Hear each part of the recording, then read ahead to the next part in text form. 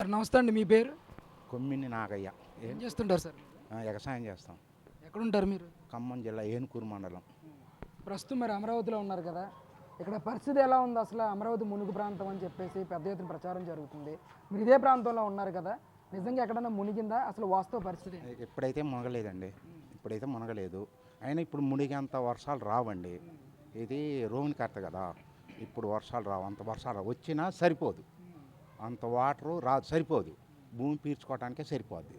అని ఏమొచ్చినా ఒక వాగులు వచ్చినా 2 అడుగులు 3 అడుగులు వస్తాయి.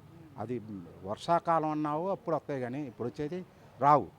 అది కరెక్ట్ మాట కాదు. అంటే పక్క రాష్ట్రం నుంచి ఇక్కడికి వచ్చారు కదా మీరు, ఇక్కడ అమరావతిలో ఉన్నారు. ఇక్కడ భవనాలు కానీ, ఇక్కడ నిర్మాణాలు ఉన్న భవనాలు కానీ అసలు ఎలా అనిపిస్తుంది అమరావతిని చూస్తుంటే మీకు? ఇక్కడ మొత్తం అయితే ఆన్లైన్లో అడిగితే మాత్రం ఇప్పుడైతే మాకు బాగుంది అంటున్నారు. ఆన్లైన్లో మాది ఇప్పుడు చుట్టాల ఇంటికి వచ్చాము. చుట్టాలకి వస్తే పోయినసారి పరిపాలన ఎట్టుంది, ఇప్పుడు పరిపాలన ఎట్టుందంటే ఇప్పుడు పర్వాలేదు, మాకు కొంచెం బెటర్గా ఉంది. ముందు రాబోయే పరిపాలన కూడా బాగుంటుంది అంటున్నారు. ఎలా ఉన్నాయి? తిరిగారా మీరు ఈ ప్రాంతానికి వచ్చిన తర్వాత? చూసారా? మామూలు తిరిగాం. ఎలా అనిపించింది అసలు బిల్డింగ్? అంటే కొంచెం పర్వాలేదు అనిపించింది. ఎందుకంటే ఇప్పటికి కొంచెం అప్పుడు ఏంటంటే జగన్ ఉన్నప్పుడు అందరూ అనేది కదా రౌడీ పరిపాలన అనేది ఇక్కడికి వచ్చినప్పుడు. అయితే ఇప్పుడు మాత్రం కొంచెం రౌడీ పరిపాలన లేదు, కొంచెం ప్రశాంతంగా ఉంది అంటున్నారు. గతంలో వచ్చారా మీరు జగన్ ప్రభుత్వం?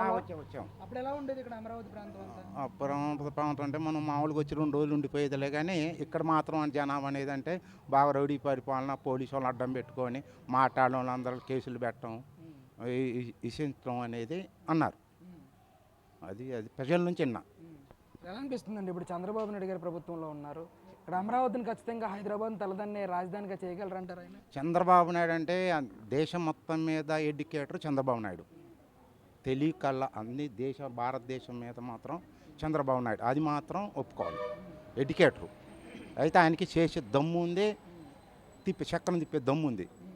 ఎడ్యుకేటర్ భారతదేశంలోనే ఇందిరాగాంధీ గవర్నమెంట్ అప్పుడే చంద్రబాబు నాయుడు మెచ్చుకుంది. అప్పటికే మాట్లాడటానికి పిలిపించింది.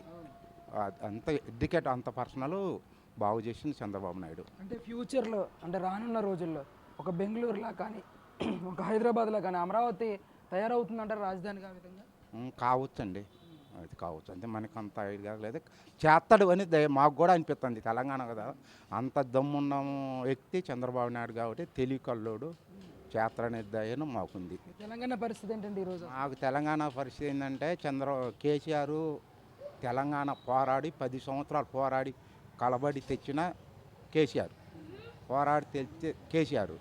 తెచ్చినాక రైతులకి రైతు బంధు వేస్తా అన్నాడు, రైతు బీమా వేస్తా అన్నాడు.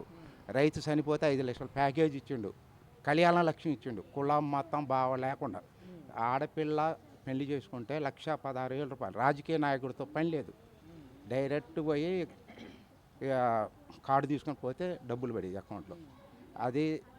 అది చేశాడు. మరి కాళేశ్వరం కట్టిండు, ప్రాజెక్టు కాళేశ్వరం కట్టిండు, నిధులు తెచ్చిండు. వచ్చాను బాగా చేసి. ఆయన ఏమో జగన్ పాలన చాలా బాగుందని చాలాసార్లు మెచ్చుకున్నారు. ఎవరండి? మేము అనలేదండి. మేము ఉంటారండి 10 మందిలో ఎక్కడైనా ఉంటారు. అక్కడ ఉంటారు ఇద్దరు, ఇక్కడ ఉంటారు, అది కామన్. ఇప్పుడు 10 మంది మనకెళ్ళి ఉంటారు అనేది అనుకోవద్దు. ఆ పార్టీ తరఫున 10 మంది నలుగురు ఉన్నా పొగుడతారు, 10 మంది ఇటు ఉన్నా పొగుడతారు, అది కామన్. అంటే చంద్రబాబు పాలన బాగుంది అంటున్నారు ఇప్పుడు? బాగుంది, 10 మాసం బాగుందండి.